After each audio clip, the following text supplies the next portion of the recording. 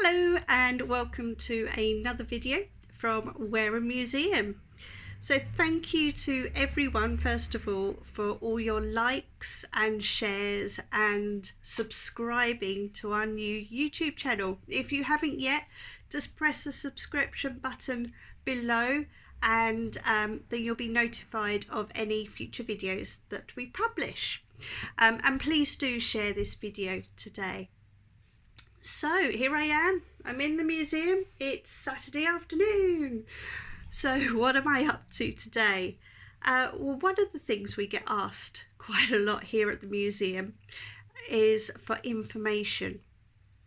Now, as a curator, you would think that maybe I know quite a lot. I like to think I do, but really I don't. Research is my best friend. So often when you ask a query, we will say, leave it with us, we'll find something out for you. So what do? Well, today I am going to give you some hints and tips about how to carry out research and just some things to look out for to make it a little bit easier when making those first steps into researching a new topic or a new area. So of course the first thing anyone does is hit Google. I myself do it, everyone does it, which is great. There is so much on the internet that you can find out. However, it can be very overwhelming. So do be careful. Don't get lured into some of the weird and wonderful websites that are out there. Maybe later on in your research they will be applicable if you're looking for something very detailed. But look for the more general websites, so those of maybe local museums, universities, places that you know will be just publishing information that would be correct. Your next source of information, which may seem a little bit unusual, I find is social media. Now on social media there are a lot of groups for almost everything. So you do again have to be careful because social media is just people and their views. However, there are lots of local history groups. Most towns have one or two groups within Facebook, and they are a great place that if you have a photo of something or you're after a little bit of information about something, there's bound to be someone on social media or on Facebook who knows your answer for you. Top tip for you, if you're posting on social media on Facebook, always include a photo. So if you just put text, if you just put the message, 9 times out of 10 people won't read it. So always include a photo. Now, another great source of information is books. We all love a book and a leaflet. I don't have as much time as I would like to read a book. However, there's nothing better than flicking through a book and finding the right information. Now obviously at the moment we're limited. I'm going to take you on a little walk with me. At the moment we are limited with where we can go, what we can research. However, hopefully that's all changing really, really soon. And you'll be able to get out and find what you're looking for. Now obviously libraries, they're a great source of information. They hold some really good books.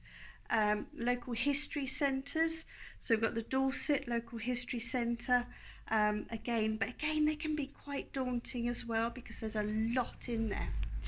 Now we have a little book area, and it really is a little book area, but we have a few maybe slightly unusual publications here and things that you might not find in many other places.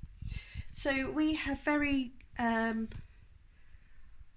general bits of information, I suppose you'd call it, about Wareham and about Dorset. And then we have things that relate to things in a little bit more detail. So we've got things like, we've got our Lawrence leaflet here if you want to do a trail around looking at all the different things to do with Lawrence of Arabia. And then we have things like, we have local published books. So we've got our Hugh Elms publications here. And you may well find that wherever you're trying to research, always have a look at local bookshops, local museums, tourist information centres. They're great. Also things like the local train station. If people have produced a leaflet about a project, they're more than likely to leave them in places like a local train station or bus station, bus depot, that kind of place.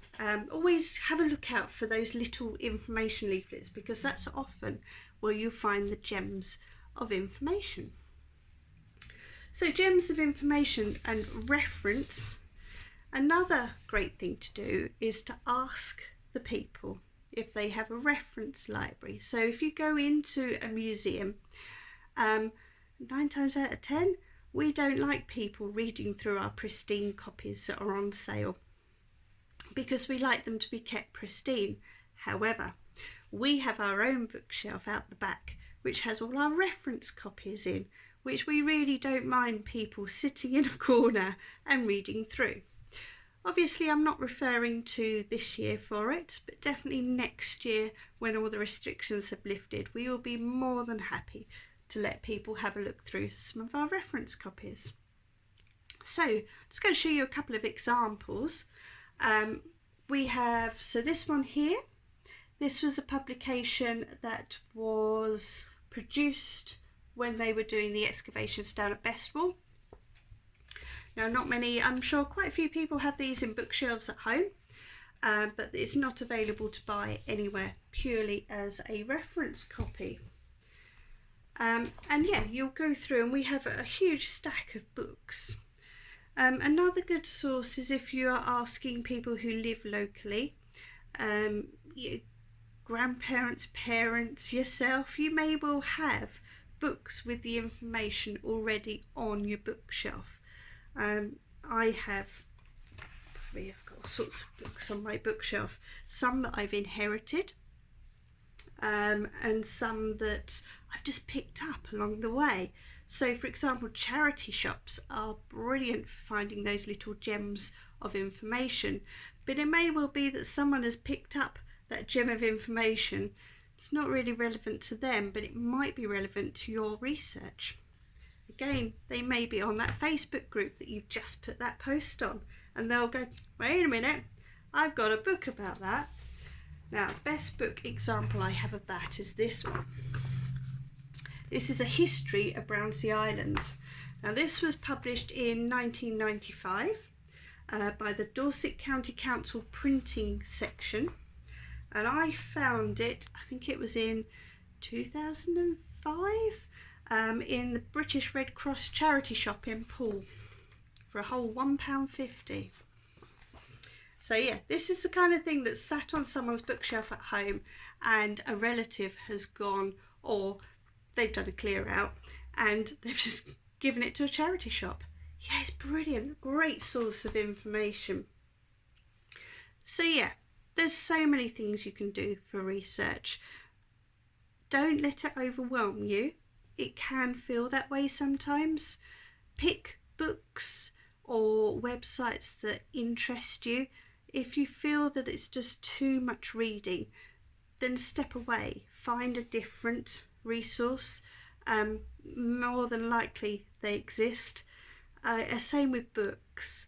Don't buy the big, thick book to start off with, unless you're really into spending the rest of your lifetime reading through them. Go for the smaller books first. So for example,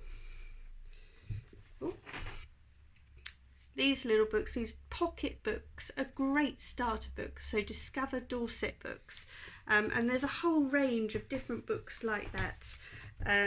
Shire books, another great starting point for research point of view or just general interest. Start easy and then build up your research from there, and then you will find that there's so many little gems as you go along. Don't get sidetracked. Very easy to do. You discover something about someone that you're researching and you go off on a whole new tangent. So easy to do. We have all done it, but try and stick to your main focus to start with, and then make a list of which ones you'd like to go back to and research in more detail. So if you are starting to do a bit of research and you want some hints and tips, please get in contact. Drop us a message either via here on Facebook or on our website. The link is below, and we're more than happy to point you in the right direction or help in some way. We have a lot of knowledge here amongst our volunteers, so again, we may well know the answer. I can't guarantee it, but I'm quite good at doing research now. I hope you found it interesting. As I said at the start of this video, please do like, share and subscribe. Thank you very much, and I'll speak to you all soon.